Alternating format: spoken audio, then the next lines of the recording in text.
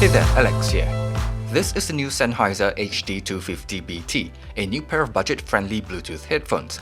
I know this is the first time I'm talking about headphones on my channel, but I wanted to give it a try because I know some folks prefer headphones over earphones, and with the retail price of just 139 Singapore dollars, this is roughly the same price as a lot of the TWS earbuds that I've reviewed as well. So without further ado, let's dive right in. The HD250BT is a pretty decent looking pair of headphones, clean and simple looking.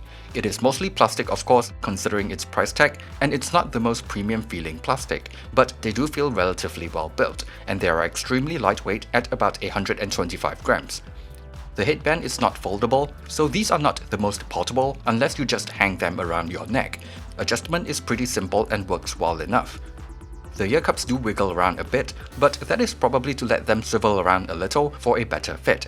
The clamping force isn't too tight for my head, and the ear pads are quite soft, so overall, they are relatively comfortable, and I've worn these for a few hours straight without any major discomforts. The headband does press against the top of my head, so a bit of padding there might actually feel a little nicer, but they don't actually bother me at all considering they are so light.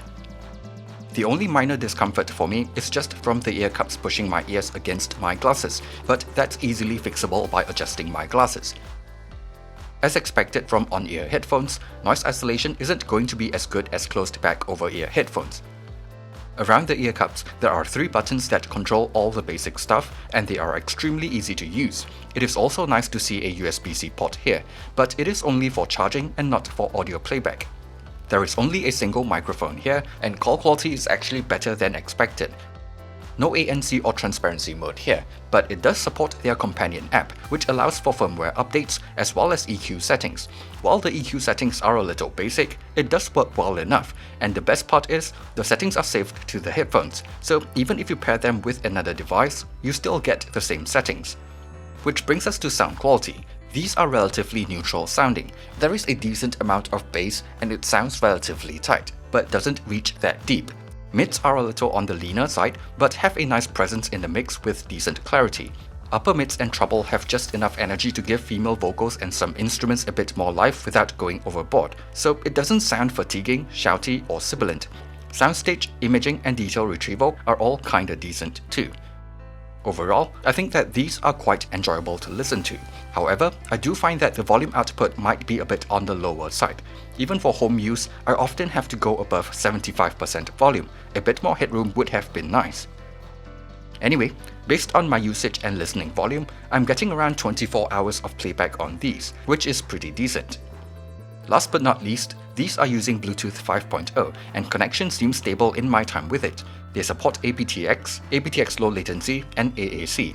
There is still a tiny bit of latency while gaming, but it's usable for the most part. No issues with YouTube, Netflix, or whatnot. Admittedly, I'm not really an expert when it comes to headphones, so it's a little hard for me to gauge whether these are going to be great value for money or not, but I do think that they sound better than a lot of budget TWS earbuds that I've tried, so I think they are still worth a look, especially if you don't like earphones. Not to mention as well that they are from a reputable brand, and they do come with a 2 years warranty, which is always a nice bonus.